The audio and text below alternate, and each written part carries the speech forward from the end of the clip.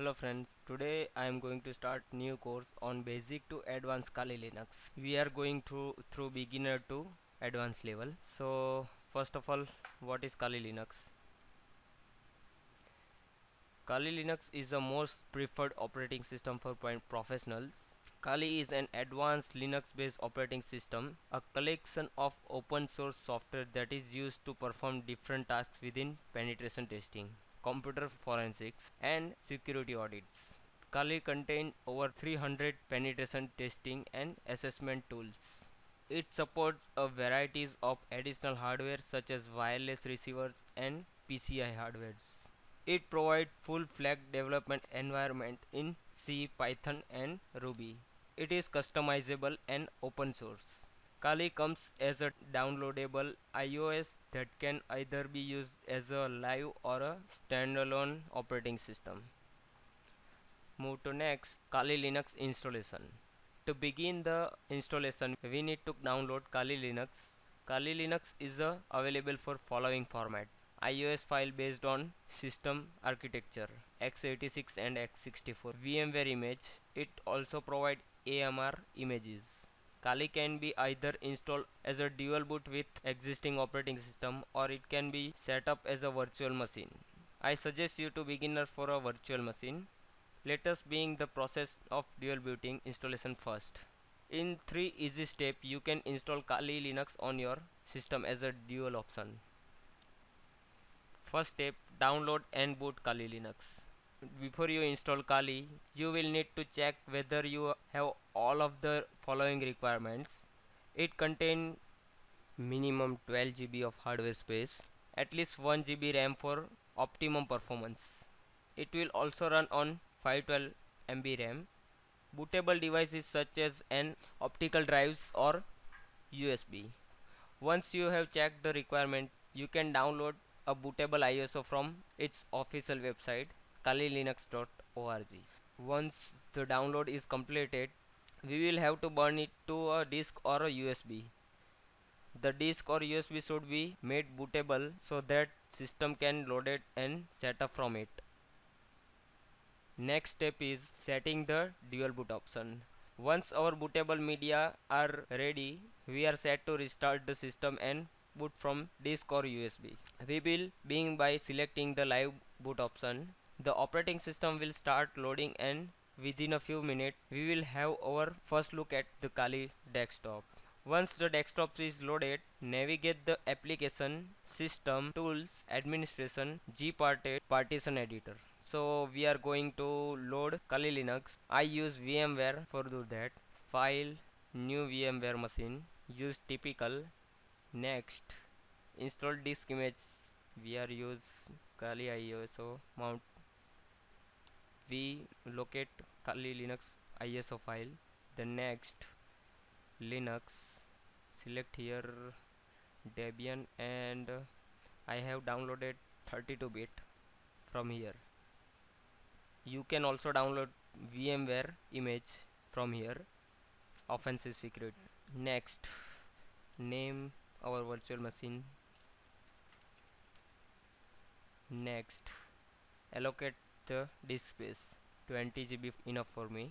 So next, customized hardware, and as you can see 512 MB RAM also enough. I just disconnect printers. I select network adapter to net and close it. Finished, and just power on the virtual machine.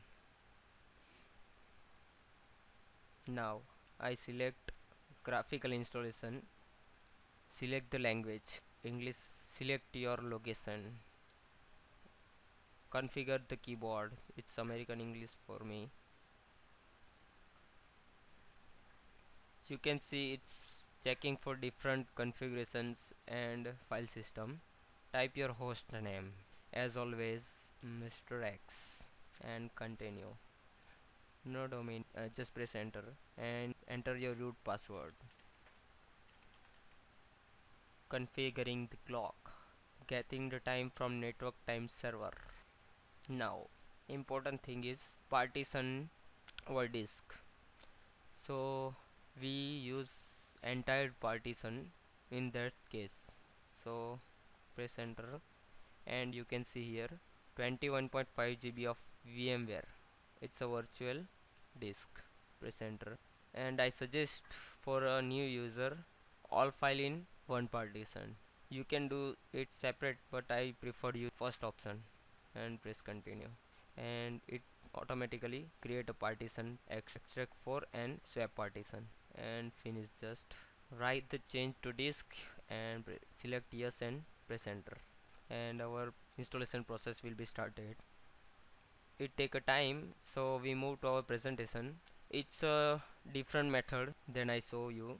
You need to select live boot option and then go to application system tool administration and gparted partition editor. This will present a graphical representation of partition of your current operating system, but carefully resize it. Leave through space 12 GB minimum for the Kali installation. Once the partition has been resized on the hard disk, ensure you select the apply all partition option. Then exit gparted and reboot Kali Linux. Next is step 3, beginning with the installation. Once we back to the home screen, select graphical installation that I previously showed you. The initial few screen of the installation will ask you to language selection. We already go through that process. Location selection, keyboard and so on.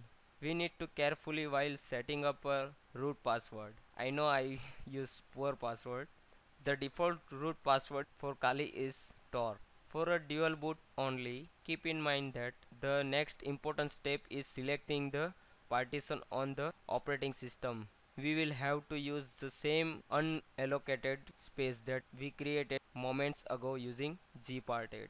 Once the partition is selected, Kali will take over the installation operating system. The process will take some time to complete. After the installation is completed, the system startup screen will give you the option to boot either a Linux or another operating system, which is called dual boot configuration. Installing Kali as a virtual machine. I suggest you to install Kali in virtualization software for beginner. Setting up our virtualization software is easy. Kali Offensive Security provide a VMware image that can be downloaded from official website. I already showed here. You can find Kali custom images, VMware, 32-bit, 64-bit. It can be imported inside the VMware player when it start working. So we are going to installation of Kali Linux in VMware workstation. It may take more time, so I just pause this video and come back. And you can see the following screen. Configure the package manager. Just select yes and continue. Configure the package manager. For proxy information, blank for none, so I just leave it blank. Now our configuring apt is started. It may take a time. Now you can see the GURB bootloader installation screen and select yes and continue. It will install bootloader and our installation going to finish. You can see the installation complete. Click continue. It will automatically reboot your virtual machine. Just log in with your credentials. Use Ctrl Alt and enter to full screen. Now one more important thing is install VMware tool. From here go to VM menu and install VMware tool and copy this and paste it to your desktop. Now extract that file. First of all we need to go to desktop, cd desktop and ls to check off list of files, and you can see here. Now we are going to extract, so tar that dash xvf and file name. It will extract your tarball file. Once again ls to check list of files and directory. So you can see here it's a directory, so navigate to that directory and run that script. Just go through by default. Just type no here. It's about kernel header file and our installation process will be completed. Now once again reboot. It will restart your virtual machine. Once again log in with your credentials. switch over to full screen, and you can see here the effect of VMware tool.